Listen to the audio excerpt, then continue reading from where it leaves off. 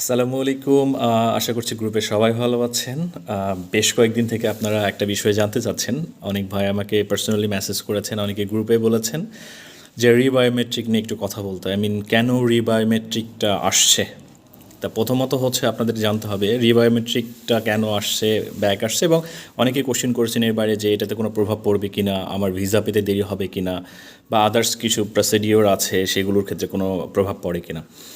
প্রথমত হচ্ছে দেখেন, আপনি যখন ভিএফএক্সে গিয়ে ফিঙ্গার দিয়েছেন, তারা কিন্তু আপনার ফিঙ্গার ততক্ষণ পর্যন্ত নিয়েছে। এক এক জনে দেখা যায় কারো 5 বার 6 বার, এবং এমনও শুনেছি কারো 10-15 বারও নিয়েছে। বিকজ তারা এনশিওর হতে চেয়েছে যে হ্যাঁ, আপনার ফিঙ্গারটা কনফার্ম পেয়েছে তারা। আপনি যখন ফিঙ্গার দিচ্ছেন, তাদের ওখানে একটা গ্রিন লাইট আছে। আপনার যতক্ষণ পর্যন্ত গ্রিন লাইট না অ্যাক্টিভ হবে, তারা ততক্ষণ পর্যন্ত আমরা ফিঙ্গার নেবে। কাউকে 2 বার 3 বার, কাউকে এগেইন কোনো মেডিসিন অথবা হ্যান্ড ওয়াশ করে আবার নিয়ে থাকে, এরকম ঘটনাও ঘটেছে। তাহলে এত কিছু নেওয়ার পরেও আপনাকে আবার কেন রিবায়োমেট্রিকের জন্য কল করা হয়েছে? দিস ইজ দ্য কোয়েশ্চেন, সবার মধ্যে একটা কোয়েশ্চেন এইটাই। প্রথমত হচ্ছে, যদি এরকম ঘটনা ঘটে তাহলে আপনি বুঝতে পারবেন যে আপনার যে ফাইলটা নেপাল ভিএফএক্স, যে আপনার ফিঙ্গারের যে ফাইল আছে, প্রত্যেকটা এর এগেনস্টে একটা আলাদা করে ফোল্ডার ক্রিয়েট করা হয়। ফর এক্সাম্পল, আপনার নাম আরিফ, মিস্টার আরিফ দিয়ে একটা ফোল্ডার হবে। এখানে আপনার সব পেপারস থাকবে, পাশাপাশি আপনার ফিঙ্গারটাও থাকবে। বুঝতে পেরেছেন? একটা ফিঙ্গারটা একটা ফোল্ডার আকার, একটা জিপ ফাইল আকারে যায়। সেখানে গিয়ে দেখা যাচ্ছে আমাদের এটা কোথায় পাঠানো হবে? দিল্লি এম্বাসিতে, দিল্লি যে ক্রোয়েশিয়া এম্বাসি আছে সেখানে গিয়ে দেখা যাচ্ছে 100টা ফাইলের মধ্যে 2-1টা ফাইল ইরোর। স্বাভাবিক, আমি এটা ওরা অনলাইনে থ্রো করে, অথবা বাই পেন ড্রাইভ বা হার্ড ড্রাইভ বা যেটাতেই থ্রো করুক না কেন, এটা ওখানে যায় আপনার এই ফিঙ্গারের সফট কপিটা। সেখানে 2-1টা ফাইল ইরোর হতেই পারে, এটা খুবই স্বাভাবিক। ওরা যখন ফাইল ওপেন করতে পারে না, তখন তারা কি করে, ভিএফএক্সকে বলে যে দেখেন, আমি আপনার এই ক্যান্ডিডেটের ফাইলটা ওপেন করতে পারছি না, মেবি দের সিস্টেম ইরোর অথবা ফাইল ইরোর, আপনি ওনাকে কল করে আরেকবার ফিঙ্গার নিয়ে আমাকে পাঠিয়ে দেন। সেক্ষেত্রে আপনি যখন যাবেন, ওদেরকে জিজ্ঞেস করবেন যে আসলে আমার এই সমস্যা কেন হলো।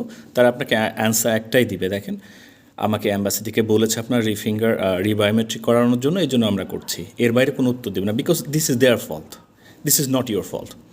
ওকে, সো এই জন্যই, শুধুমাত্র এই জন্য আপনার এখানে অনেকে চিন্তা করে, ভাই আমার হাতের কোনো সমস্যা কিনা, আমার হাতের রেখা মুছে গিয়েছে কিনা, এরকম কোশ্চেন অনেকের পেয়েছে আর কি। হ্যাঁ, সো এটা এরকমটা না। যদি আপনার এই সমস্যা হতো, তাহলে তো আপনার ভিএফএসি সমস্যাটা হতো, সেখানে তো আপনার ফিঙ্গারটা নিতে পারতো না।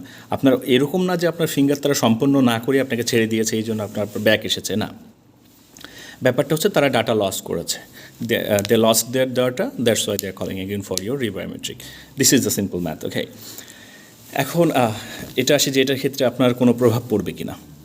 প্রথমত হচ্ছে দেখেন, একটা খুশির খবর আছে আর কি। যারা রিবায়োমেট্রিক দিচ্ছেন, তারা ধরে নেন 100% তারা ভিসা পাচ্ছেন। এখন এটা কেন? কারণ আপনার ফাইলে যদি সমস্যা থাকতো, তাহলে আপনারা রিবায়োমেট্রিক নিত না, আপনার পুরো ফাইলকে তারা ব্যাক করে দিত। আপনার রিবায়োমেট্রিক কেন নিচ্ছে? আপনার ফাইল ঠিক আছে, আপনার সব কিছু ঠিক আছে, আপনাকে অ্যাম্বাসি চাচ্ছে, আপনাকে ক্রোয়েশিয়া চাচ্ছে, আপনাকে কোম্পানি চাচ্ছে, এই জন্যই তারা আপনার রিবায়োমেট্রিক নিচ্ছে। সো যারা রিবায়োমেট্রিক দিচ্ছেন, ইনশাআল্লাহ 100% নিশ্চিত থাকতে পারেন তাদের ভিসা কনফার্ম। 2-1টা এক্সেপশনাল কেস থাকতে পারে, এই রিবায়োমেট্রিক নিতে গিয়ে অনেক লম্বা সময় লেগে যাচ্ছে, সেক্ষেত্রে যদি ভিসা স্ট্যাম্পিং হওয়ার আগেই আপনার ওয়ার্ক পারমিট ক্যান্সেল করে দেয়, সেক্ষেত্রে আপনার ভিসা হওয়ার সম্ভাবনা আর থাকছে না। বাট এরকমটা খুবই কম হয়। যাদের রিবায়োমেট্রিক নিচ্ছে, তার মানে তাদের কোম্পানি এখনও চাচ্ছে, অ্যাম্বাসি এখনও চাচ্ছে তাকে ভিসা দিতে, এই জন্য তাদের রিবায়োমেট্রিক নেওয়া হচ্ছে। সো যারা রিবায়োমেট্রিক দিচ্ছেন, তারা একেবারে চিল মুডে থাকতে পারেন।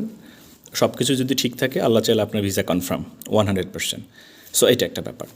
আরেকটা ব্যাপার হচ্ছে, ভাইয়া এটার ক্ষেত্রে সময় কতটুকু লাগতে পারে, অনেকেই কোয়েশ্চেন করেছেন। দেখেন, আমি এমনও দেখেছি কেউ কেউ রিবায়োমেট্রিক দিয়েছে 30 দিনে, 40 দিনে, ইভেন আমাদের এক বড় ভাই নেপালে ছিল, উনি 74 দিনে, 74 ডেজ পরে ওনার রিবায়োমেট্রিক এসেছে। এটা জমা দেওয়ারও প্রায় 70 দিন পরে ওনার আপনার ভিসা আসছে। তাহলে ওনার ডেটা কাউন্ট করেন, উনি অলমোস্ট 6 মান্থ মতো নেপালে ছিলেন, কিন্তু ফাইনালি উনি কিন্তু ভিসা পেয়েছেন। বিকজ একটাই ব্যাপার হচ্ছে, এম্বাসিও চেয়েছে এবং কোম্পানিও তাকে, তার প্রয়োজন ছিল, এই জন্য তার ওয়ার্ক পারমিট ক্যান্সেল করেনি, তার এতদিন পরে রিবায়োমেট্রিক নিয়ে তাকে ক্রোয়েশিয়াতে পাঠিয়েছে। কারণ তার পেপারস ঠিক ছিল এবং অ্যাম্বাসি তাকে চাচ্ছিল, তাকে ক্রোয়েশিয়ান কোম্পানি তাকে চাচ্ছিল, এই জন্য তাকে রিবায়োমেট্রিক নিয়ে তাকে দিয়ে দিয়েছে। আর যদি তার সমস্যা থাকতো, 74 দিন পর তার ফুল ফাইল ব্যাক করে দিত, তার রিবায়োমেট্রিক নেওয়ার প্রয়োজন ছিল না। সো এখন যারা এই বিষয়টা নিয়ে আপসাইট আছেন, so please don't worry, okay, you will get the visa ইনশাল্লাহ। আর একটু সময় লাগবে আপনাদেরকে, এটা কনসিডার করতেই হবে, নাথিং এলস। আর এছাড়া রিবায়োমেট্রিক নিয়ে এতটা হতাশ হওয়ার কিছু নাই। অনেকেই চিন্তা করছেন যে আমার ফাইল গিয়েছে কি না, অনেকেই আপনার ট্র্যাকিংয়ে সার্চ করে দেখছেন আমার ফাইল এখন এখানে আছে। শুনুন, নেপাল থেকে কোনো ট্র্যাকিং সিস্টেম নাই। দুই এক ধরনেরটা যেটা দেখায় এটা জাস্ট একটা ফর্মাল ডাটা, নাথিং এলস। আমি ভিসা পেয়েছিলাম, তখনও আমাকে দেখাচ্ছিল যে আমি অলরেডি পাসপোর্ট পেয়ে বাংলাদেশে এসেছি, বাংলাদেশ থেকে আমি ক্রোয়েশিয়াতে এসেছি। তারপরেও আমার দেখাচ্ছিল, আমি ট্র্যাকিং সিস্টেমে আমি ঢুকে দেখছি যে আমার এখনও পাসপোর্ট নাকি প্রসেস হচ্ছে দিল্লি অ্যাম্বাসিতে। So how funny! সো এটা কীভাবে পসিবল বলেন? সো এই ট্র্যাকিংকে আমি বিশ্বাস করি না। আর আমি আপনাদেরকেও বলবো এটার উপর বিলিভ করার খুব একটা দরকার নাই। আর রিবায়োমেট্রিক নিয়ে কোনো চিন্তা করার দরকার নাই। ইনশাল্লাহ যারা রিবায়োমেট্রিক দিচ্ছেন তারা 100% ভিসা পাবেন, যদি আপনার ওয়ার্ক পারমিট ক্যান্সেল না হয়। Thank you.